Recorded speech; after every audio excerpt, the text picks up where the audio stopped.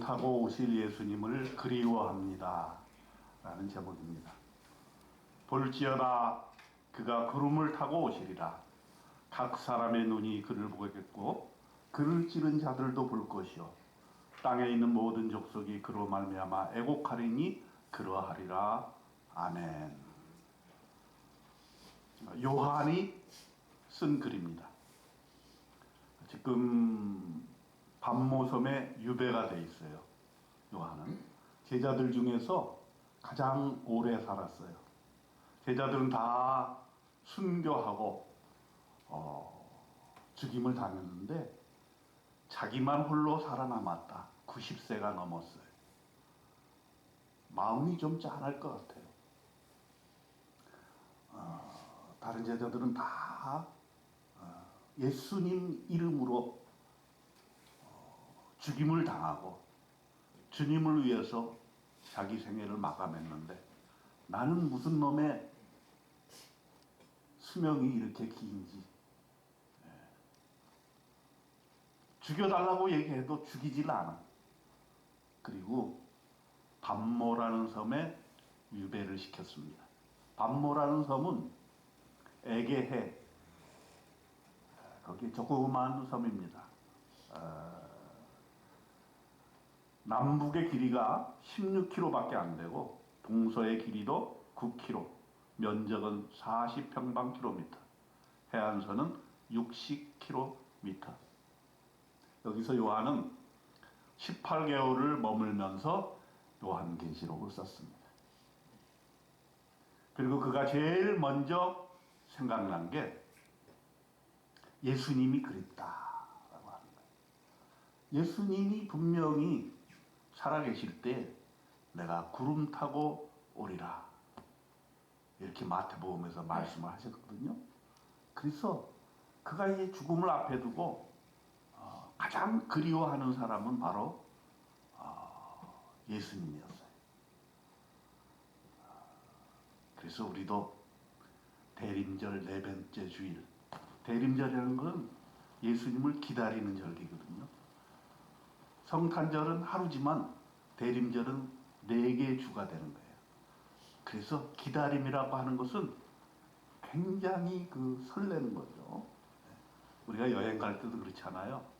여행 가는 거 당일 또는 갔다 와서 피곤하고 지치고 그럴 때가 있어요. 그런데 여행을 앞에 두고 있으면 마음이 설레잖아요. 야, 내가 제주도 여행 간다. 내가 유럽 여행을 간다. 내가 강원도 여행을 간다. 그 푸른 바다를 본다. 제가 일전에 제주도를 갔는데 마라도 태풍이 일어서 못 갔고 그 다음날 되니까 해가 반짝 났어요. 그래서 간 조그만 섬이 뭐냐? 무슨 섬이죠? 비양도. 비양도. 우도. 우도는 제가 몇 번 갔는데 그때 본 우도는 너무 아름다운 거예요. 여러분 제주도 가면 반드시 우도를 가보세요. 마라도 가서 짜장면 시켜 먹을 생각은 많이들 하시는데 우도 갈 생각은 잘 안 하시는데 우도 가면은 그 바다 색깔이 달라. 그리고 모래도 달라. 세계 3대 모래, 그게 우도에 있대요. 글쎄. 그래서 다음번에 제주도를 가게 되면 조금 많은 시간을 우도에 좀 머무르고 하룻밤 정도는 우도에서 자고 싶다라는 그런 생각을 해요. 그래서 여행이라고 하는 것도 기다리는 그 재미, 설레임이 있잖아요. 예수님도 마찬가지입니다. 예수님, 우리가 인생 살면서 신앙생활 하면서 가장 그리워하는 분은 바로 예수님이다. 근데 예수님이 구름 타고 오신대요. 야, 어떤 사람은 그게 말이 되느냐? 과학적으로 설명을 하고 기상학적으로 설명을 해요. 그래서 내가 요즘 이 책을 읽고 있어요. 내가 책 선전하는 걸 아니고 가끔 여러분 읽고 있는 책을 소개를 합니다. 뭔 책인가? 다 읽은 순간 하늘이 아름답게 보이는 구름 이야기. 아라키 켄타로라고 하는 일본 기상학자가 지은 책인데요. 이 설교를 준비하면서 구름 타고 오실 예수님을 얘기를 해야 되니 구름에 대해서 좀 연구를 해봐야 되겠다 하고서 지금 읽고 있어요. 아직 다 못 읽었어요. 그런데 이전부터 저는 구름이 좋더라고요. 왜 좋은가 했더니 예수님이 구름 타고 오신다고 했으니까 구름을 그냥 보여지지가 않는 거야. 그 구름이 참 아름답게 느껴져요. 그래서 구름이 뜰 때마다 사진을 찍습니다. 그래서 실시간 영상 첫 화면에 하늘과 구름이 찍힌 사진이 있어요. 여러분 실시간 보시는 분들은 알 거예요. 그런데 제가 느낀 거는 뭐냐면 그 구름은 시간에 따라 달라져. 또 어디에서 찍느냐에 따라 달라져. 서울에서 또는 신촌에서 또 여기 노고산동에서 아니면 저기 경의선 숲길에서 찍는 그 구름의 모양과 색깔과 하늘의 것이 다 달라진다. 그래서 저는 구름을 좋아하고 또 구름이 이렇게 하늘에 떠 있으면 아 예수님이 구름 타고 오신다고 했는데 그래서 우리 손주들한테도 구름 타고 오시는 예수님을 한번 그려봐라. 그래서 진짜 그렸어요. 구름 위에 예수님이 계시는데 그 구름을 타고 이렇게 내려오시는 장면을 다 그렸어요. 그러면 구름 타고 오시는 예수님은 과연 무엇을 얘기하는 것일까? 우리가 요한계시록을 연구할 때 너무 좀 마음이 무거워요. 왜냐하면 무슨 소리인지를 모르겠어요. 네? 무슨 환상도 많이 나오고 상징도 많이 나오고 뭐 이해하지 못하는 얘기가 너무 많이 나와. 또 하나 요한계시록을 통해서 이단이 많이 나왔어요. 그래서 대부분 정통적인 교회에서는 요한계시록을 설교를 잘 안 합니다. 네. 그리고 성경이 66권 정경화되어질 때 요한계시록이 정경화, 성경 속에 들어가야 되느냐 말아야 되느냐 논란이 무지하게 심했습니다. 요한계시록. 왜냐하면 그냥 읽어보면 이거 무슨 이상한 얘기들이 많거든요. 그리고 어떤 분은 목사가 되고 나서 요한계시록을 이해하기 위해서 평생을 투자하는 분도 있어요. 진짜 요한계시록 한 권만은 내가 아주 그냥 철저하게 공부하리라 이렇게 하신 분도 있고 또 이단들은 이 요한계시록을 통해서 자기네 사설들을 다 입증합니다. 야, 요한계시록에 이렇게 나와 있기 때문에 내가 말하는 것이 정당하다라고 하는 거죠. 그래서 우리 대흥동 교동에 있는 목사님들도 요한계시록을 같이 공부한 적이 있어요. 왜 공부를 하게 됐냐면 하도 이 신촌에 이단들이 많아가지고 너도나도 그냥 요한계시록 가지고 그냥 젊은 애들을 꼬여내고 성도들을 꼬여내고 기존 신자들을 막 헷갈리게 만드니까 아 이래서는 안 되겠다. 목사님들이 요한계시록을 좀 공부를 합시다. 이래가지고 공부를 한 적도 있어요. 이와 같이 요한계시록은 우리가 접근하기가 쉽지 않은 책임은 분명하지만 그렇다고 해서 요한계시록을 무시해서도 안 된다. 야고보서가 정경 속에 들어가기 쉽지 않았습니다. 왜? 분명히 믿음으로 말미암아 구원받는다고 사도 바울이 바울서신 13개에서 다 주장을 했고 개신교가 그걸 입증을 했고 가톨릭은 좀 다르죠. 네. 개신교는 그것을 금과 옥조로 여기는데 야고보서는 보면은 야 믿기만 해가지고는 그거 너의 믿음이 진짜인지 가짜인지 알 수 없어. 행동으로 보여야 돼. 행함으로 보여야 돼. 그렇게 살지 않으면서 무슨 믿음으로 사냐? 넌 값싼 믿음이다. 그러니까 마르틴 루터 같은 종교개혁자는 야고보서를 지푸라기 서신이다 이렇게. 근데 내가 보기에는 교만한 생각이지. 자기 신학 사상과 다르다고 해서 야고보서의 내용에 나와 있는 그것 행함을 강조하는 것을 개신교의 가장 약점이잖아요. 그게. 왜? 가톨릭은요 선한 행위를 하나님께서 기대하시고 그걸 통해서 구원이 이루어진다고 보거든요.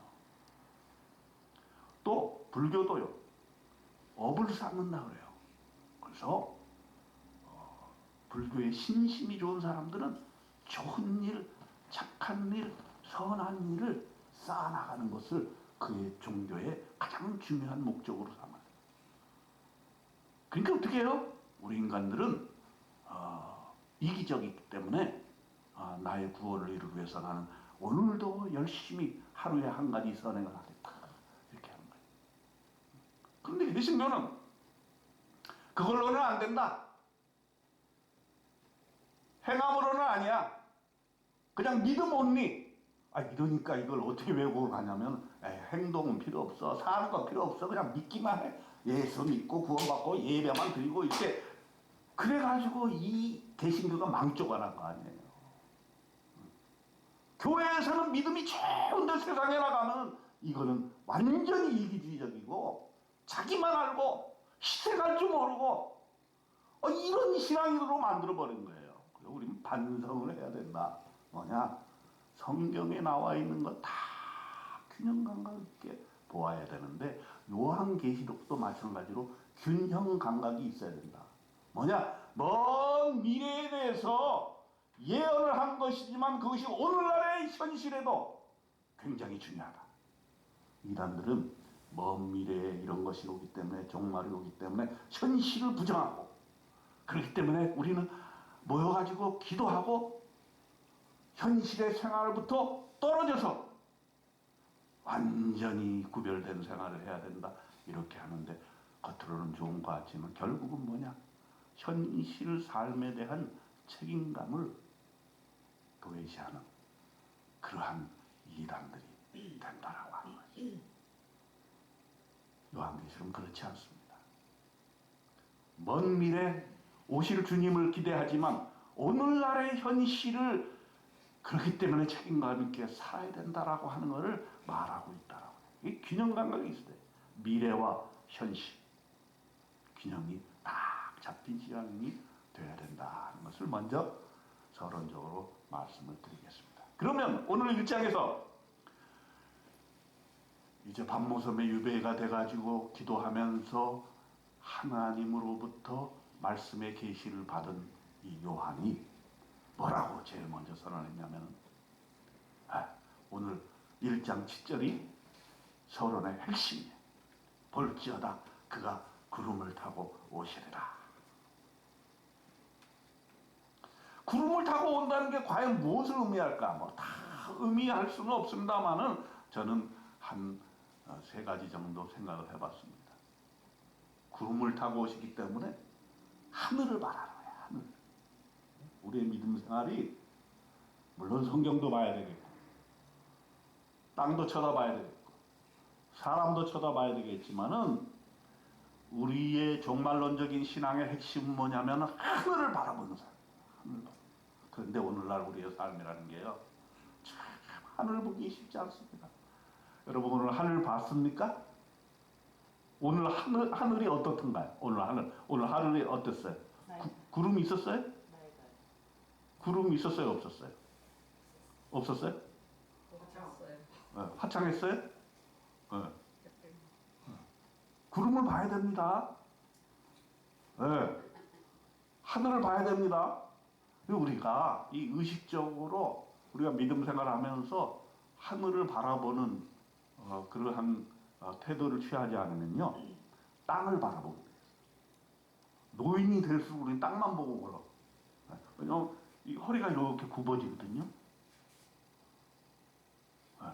그래서 의식적으로 허리를 펴서 고개를 들어서 하늘을 바라봐야 돼.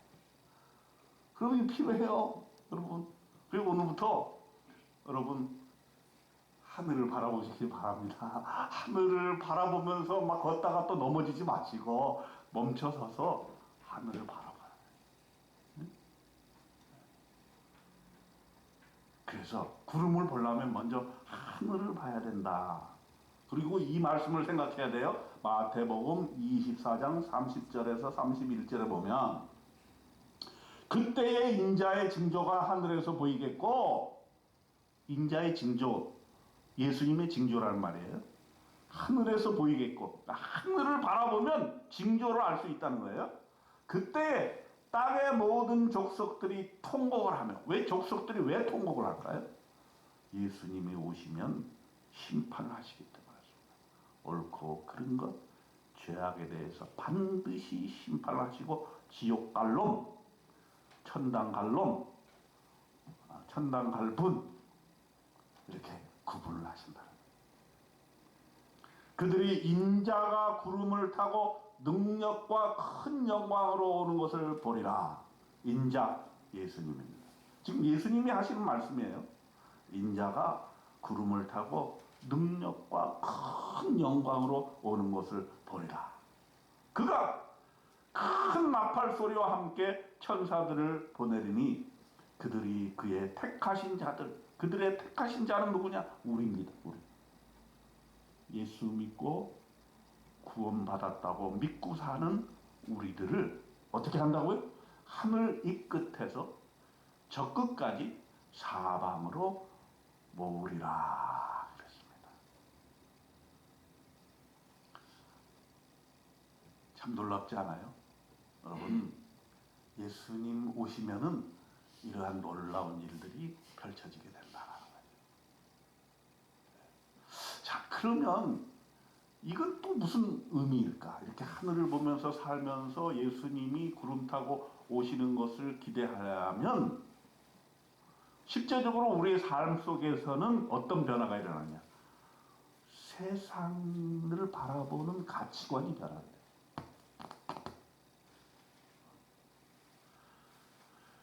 우리가 하늘이 주는 가치관에 대해서 생각하지 아니하면 나도 모르게 세상이 주는 가치관, 너는 이렇게 사는 것이 온당한 거다 라고 하는 것에 사로잡힘을 받게 되는데, 그래서 세상 사람들이 살아가는 방법대로 그렇게 살아나가면서 그게 옳은 길이라고 생각을 한다는 거예요. 그런데 그렇지 않을 수가 있다는 거죠. 그래서 우리는 부단히 하늘을 쳐다봐요. 이게 정말 하늘의 길인가? 하나님이 말씀하신 길인가? 진리의 길인가? 내가 이렇게 사는 것이 정말 옳은 길인가? 라고 하는 것을 생각할 수 있게 해주는 것이 바로 우리가 하늘을 쳐다볼 때 다시 한번 생각을 할 수 있게 된다라고 하는 것입니다. 우리가 그런 생각 없이, 아무런 생각 없이, 아무런 믿음의 고백 없이 이 세상을 살아나가게 되면 세상이 주는 그 사탄의 괴계에 우리의 생각과 우리의 마음과 우리의 결심들과 우리의 발걸음이 그쪽으로 향하게 된다는 것이죠. 집착, 땅에 대한 집착을 떨궈버릴 수가 없다는 거예요. 땅에 의해서 일어나는 그 욕심을 제어할 수 없다는 거예요. 그런데 하늘을 쳐다보게 되면 이 땅의 것은 다 없어질 것인 것이 알게 되고, 없어지고 사라질 것에서 지나친 집착을 하는 것에 대해서 그것을 완화시켜 줄 수 있는 마음이 생긴다. 없어지고 사라질 것에 대해서 집착하고 싸우고 울고 헐뜯고 경계하고 소란하고 그럴 이유가 없어진다는 거예요. 왜냐하면 그렇게 사는 것이 인생의 참된 모습이 아니기 때문입니다. 요한이 반모섬에서 그것을 90년간 살아본 내력으로 믿음으로 고백을 하고 있는 겁니다. 예수만이 우리의 희망이다. 예수님이 구름 타고 오심으로써 이 모든 세상의 결론과 나의 인생의 결론이 나타나게 될 것이다. 그렇게 기도하면서 하나님의 말씀을 받은 것입니다.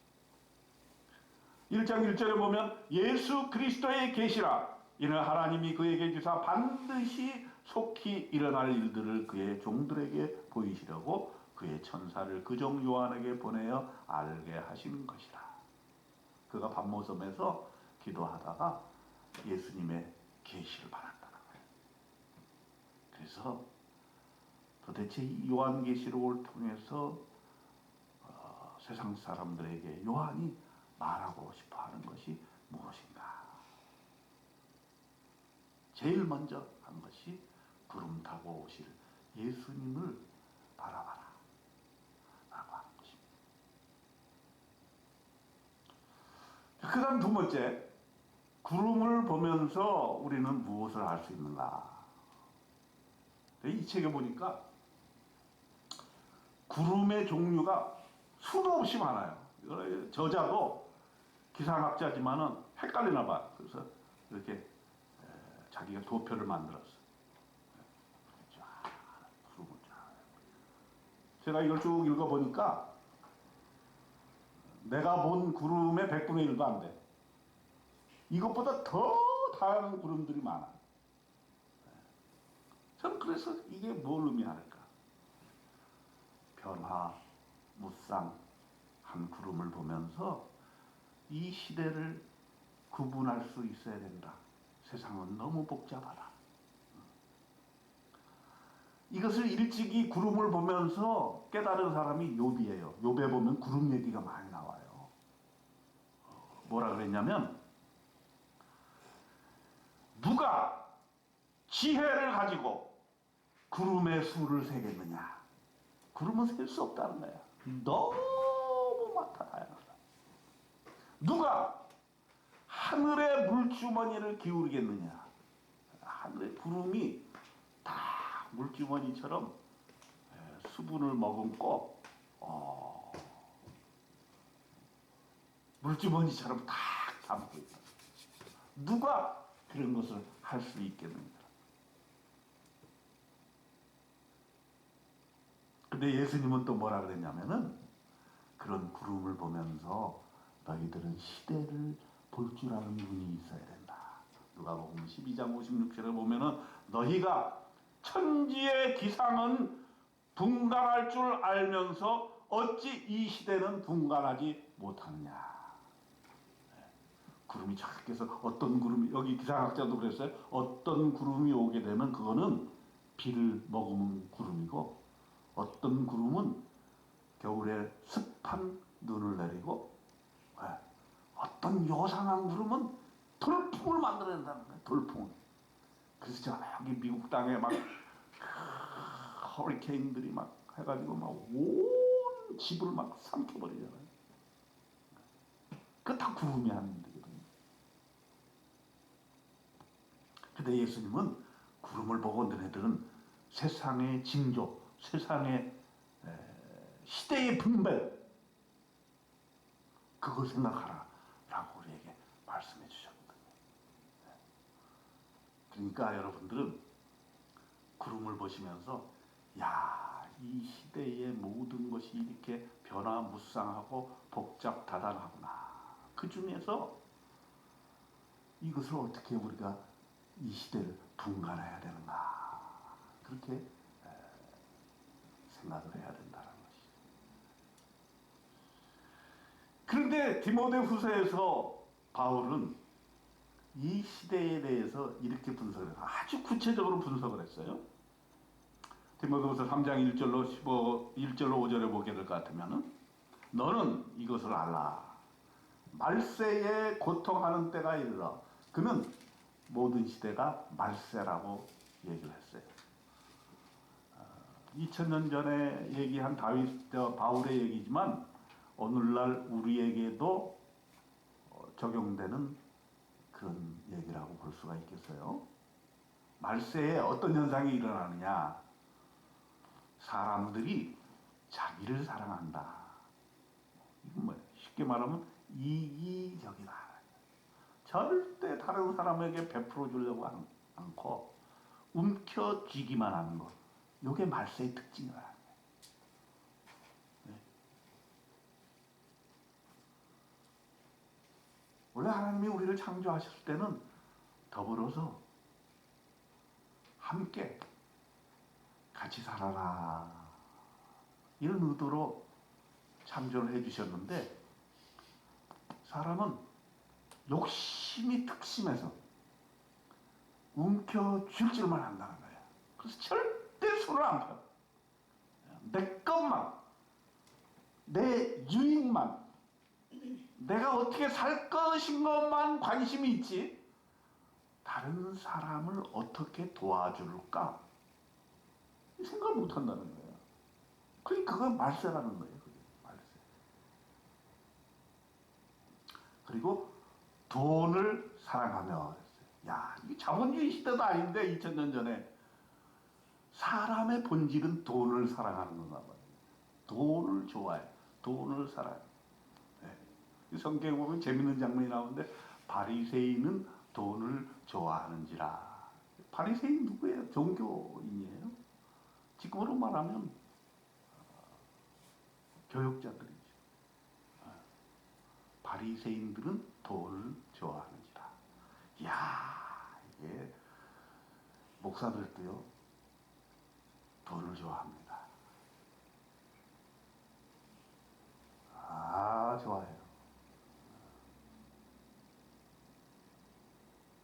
그런데 그게 말세의 특징이라는 거야. 말세는 사람들이 돈을 좋아해요. 돈을.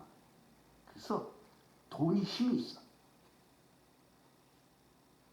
돈을 추구해. 그래서 돈 때문에 자기 영혼을 팔아. 야, 우리 젊은이들 보세요. 돈을 얻기 위해서요. 영끌이를 합니다. 모든 영혼을 끌어모아서 거기에다 집어넣습니다. 야, 이게 정말 말세가 아니고 뭡니까? 예.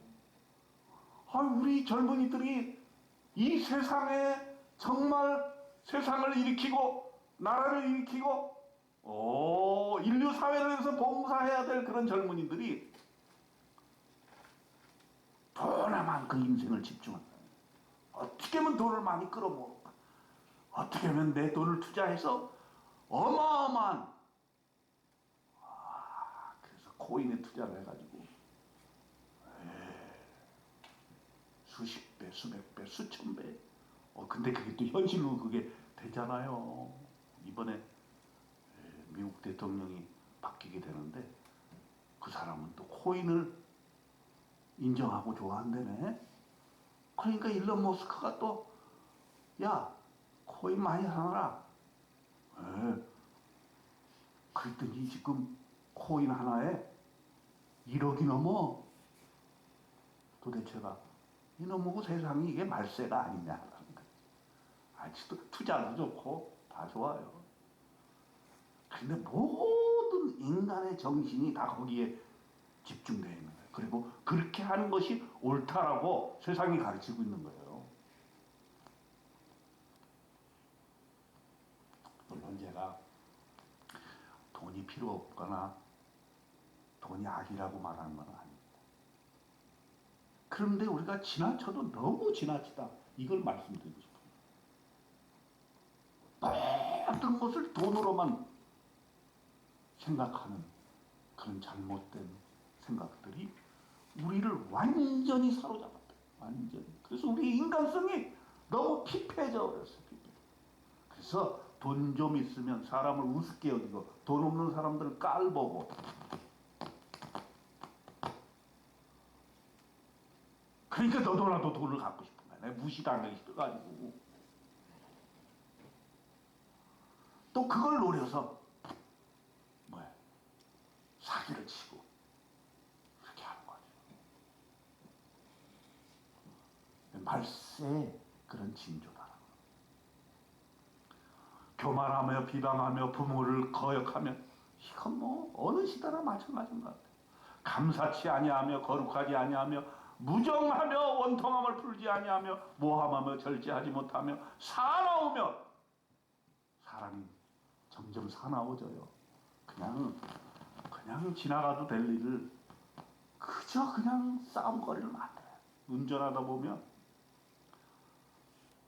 조금 좀 늦게 간다고 뒤에서 빵빵거리고 말이야. 지나가면 삿대질을 하고 막 욕하고 막 그래. 그러면은 그냥 그런가 보다 하고 지나가면 괜찮은데 너 그랬어? 또 쫓아가가지고 앞에 세워놓고 야구방망이 들고 깨부수고, 예? 그 뭐야 조그만한 운전 그거 하나 때문에 사나워지고 심지어는 사람까지 죽이는 게 오늘날의 세상이다. 말세의 징조다. 그리고 쾌락 사랑하기를 하나님 사랑함보다 더한다 그랬어. 쾌락 추구. 네. 우리나라도 지금 마약이요. 어마어마하게 지금 들어와가지고, 야, 주택가뿐만 아니라 청소년들에게까지 이 마약이 이렇게 들어와 있는데 정말 심각한데 어떻게 손을 쓸 수가 없는 거예요. 손을 쓸 수. 이것도 역시 말세의 징조다. 그래서 구름을 보면서 생각을 하자는 거죠. 이렇게 수많은 말세의 징조들이 있는데 우리가 그럼 어떻게 살아야 되는가? 우리가 어떻게 살아야 되는가에 대해서 생각을 해보자는 것이죠. 그러면 요한계시록에서 말하는 것이 자 세상이 그 정도로 말세의 징조를 보이니까 그러면 세상과 단절해가지고 직장도 가지 말고 가정도 버리고 저 산속에 들어가서 기도원에서 살아야 되겠느냐? 그렇게 해석하는 사람들이 이단이고 우리 이제 균형 감각을 가진 건전한 그리스도인들은 어떻게 봐야 되느냐? 오실 예수님을 생각하면서도 예수님을 그리워하면서도 남아있는 동안 예수님을 만나기 전까지는 이 세상을 그래도 좀 고쳐가면서 살아야 되지 않겠느냐 하는 것이 바로 요한계시록의 생각이라 하는 것이죠. 그렇기 때문에 요한계시록은 미래를 얘기하는 책이면서 동시에 현시에서 어떻게 책임감 있게 살아야 되느냐 하는 것을 어떻게 행동하며 어떻게 말하며 어떻게 신앙하며 살아야 될 것인가를 말하는 행동적인 그러한 책이다 이렇게 볼 수가 있어요. 그거를 읽을 수 있는 능력이 우리에게 있어야 되는데 다음 주에부터 제가 말씀을 드리려고 하는데 뭐냐 2장으로 들어가면은 핵심이 뭐냐 성령이 교회들에게 하는 말씀을 전해주고 있습니다. 소아시아 7교회를 선정해서 교회들에게 말씀하면서 너희들이 지금까지 신앙생활을 했던 것 이런 것 잘했다. 예수님께서 박수 쳐주시고 그런데 이런 것 이것은 잘못됐다. 예를 들어서 처음 사랑을 버렸다. 뜨뜻미지근하다.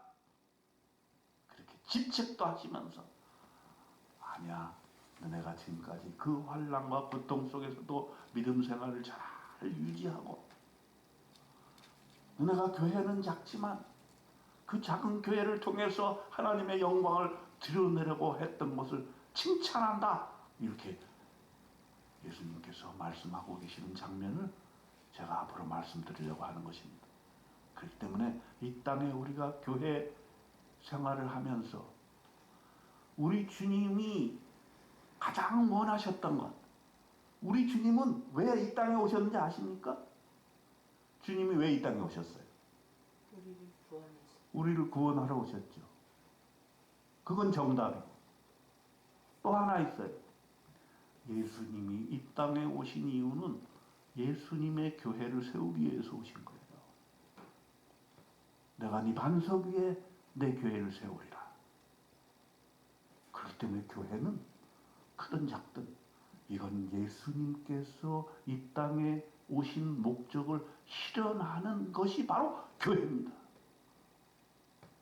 그렇기 때문에 교회를 우습게 해서는 안 되고 내가 교회의 신자가 대해서 예배 드리는 것을 우습게 여겨서는 안 된다. 그게 바로 종말 시대에 우리가 갖춰져야 될 삶의 중요한 요소고, 우리가 교회에서 어떻게 신앙생활을 해야 될 것인가를 말해주는 지침을 요한계시록에 얘기하고 있는 거예요. 그래서 허황된 얘기가 아니에요. 실제 우리의 교회 생활을 어떻게 할 것이냐, 사회에서 우리가 어떻게 살아야 될 것인가를 구체적으로 말씀해 주는 것이 바로 요한계시록이다. 그래서 요한은 이렇게 얘기합니다. 이 예언의 말씀을 읽는 자와 듣는 자와 그 가운데 기록한 것을 지키는 자는 복이 있나니 때가 가까웁니다. 때가 가깝기 때문에 성경 말씀을 읽고 또 하나님의 말씀, 설교 말씀을 잘 듣고 그 가운데 성경에 기록된 것을 지키는 자가 되어야 된다. 지키는 것에 포인트가 있는 것입니다. 여러분, 우리가 이제 예배 마치고 성도의 교제를 한 다음에 오늘 설레는 마음으로 영화를 보러 갑니다. 네. 이름이 뭐예요? 영화 제목이? 하와이 영화. 무슨 영화예요? 이민 영화. 할렐루야. 오, 잘하시네. 근데 저도 아직 못 봤는데 이렇게 영화 그 소개한 내용을 이렇게 보니까 하와이에 이민 간 사람들이, 그러니까 좋은 이민을 가죠. 우리 대한민국에서 얼마나 먹고 살기 힘들었으면 해외로 나갔겠어요. 일제시대 때. 하와이를 갔는데 사탕수수 밭을 일구면서 이제 생계를 유지해 나가는 거예요. 그러면서 결혼도 해야 되는데 결혼할 사람이 없으니까 본국에 얘기를 해가지고 사진을 받아오는 거야. 사진에 여인들이 이렇게 있어. 그 여인들도 참 대단하다는 생각이 들어요. 하와이라는 곳에 내가 시집을 가야 되겠다라고 결심을 했다는 거죠. 그래서 사진을 찍어서 보낸 거 아니야. 그게 그렇게 해서 연결이 돼가지고서는 이제 하와이에서 이제 이민 생활을 하는데 얼마나 힘들겠습니까? 그런데도 그들은 고국을 그리워하면서 조국의 해방을 위해서 독립자금을 보냈다는 거 아니에요. 나는 이 얘기를 듣고 미리 감동. 영화 보기 전에 미리 감동. 근데 우리가 갈 곳이 필름 포럼이라는 곳인데 그것도 궁금하더라고. 도대체 필름 포럼이 뭐냐? 대표가 목사님이야. 그래서 그런 문제 영화를 상영을 하는구나. 문제를 이슈가 되는. 그리고 큰 영화관에서는 걸어주지 않는 그런 독립 영화들 말이죠. 그런 영화들이 좋은 영화들이 많거든요. 그래서 그게 이제 하고 보니까 주일날 거기서 예배도 드리나 봐. 그래서 우리 영화 시작이 3시인 이유가 난 2시에 해달라고 그랬거든. 근데 3시밖에 안 된대. 그래서 알았어요. 그랬더니 보니까 예배를 드리고 2시에나 돼야 예배가 끝난대. 뭐 자기네들도 교제도 하고 그럴 거 아니에요. 그래서 이해가 되더라고. 왜 2시가 아니라 3시 했나 이해가 되는데, 어쨌든 제가 그 기대를 갖는 거는 그 영화에 노래가 나오는데 노래 부른 사람이 조승이고요. 또 바이올린 연주 그 장면이 나오는데 바이올린 그 유명한 누구죠? 유진. 그 사람이 바이올린을 했대요. 그러니까 이게 다 이제 재능 기부죠. 그죠? 왜냐하면 독립영화 돈이 있어서 만든 게 아니니까. 그래서 영화 보기 전부터 가슴이 설레는 거야. 그래서 제가 오늘 한턱 냈어요. 새우깡 하고 또 우리 친구 목사님 중에 장로님이 와플 만드는 여자 장로님이 계셔. 그분이 또 와플 2박스를 보냈어. 그래서 하나씩 또 넣었어. 팝콘, 야 이가서 무사도 팝콘도 가져오셨대. 아 정말 멋진 사나이야, 멋진 사나이. 예. 그리고 음료는 누가 줬어요? 서영순. 아 서영순 회장이 어제 음료도 가져와서 음료도 하나씩 넣었어요. 음료가 여러 가지가 있으니까 골라서 드세요. 예, 여기 다 해놨으니까 골라서 드세요.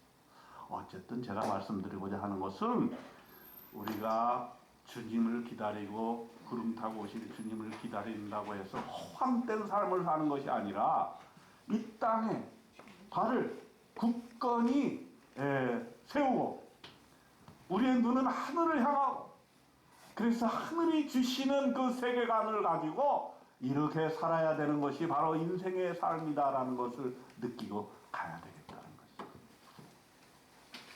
여러분 구름 타고 오시는 하나님, 우리 그리스도 예수 그리스도를 그리워하면서 하늘을 앞으로는 좀 많이 쳐다보시길 바랍니다.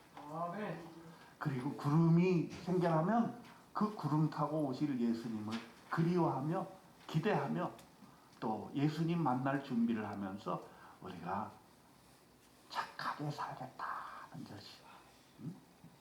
오직 믿음으로 말미암아 구원 얻는 것은 사실이지만 그렇다고 해서 믿음만을 생각하고 삶을 부인하는 그런 잘못된 신앙생활을 하지 말고 믿음은 삶으로 보여줘야 된다. 우리의 움켜진 손이 펴져서 베풀어주고 선한 일을 도모하고 좋은 일을 하면서 사는 그런 인생 되시기를 주님의 이름으로 축원드립니다. 기도하겠습니다. 하나님 아버지, 구름 타고 오시겠다고 약속하신 예수님을 그리워합니다. 아멘. 주 예수여 오시옵소서. 이번 성탄절은 주님의 재림을 학수고대하는 믿음을 가지고 하루하루 살아나갈 때 우리가 내 손을 펴서 베풀어주고 다른 사람을 살리고 이 땅에 하나님의 나라가 오게 하는데 10,000,000분의 1이라도 기여하는 우리의 인생 되도록 하나님 축복하여 주시옵소서. 우리 주님 예수 그리스도 이름으로 간절히 기도드리옵나이다. 아멘.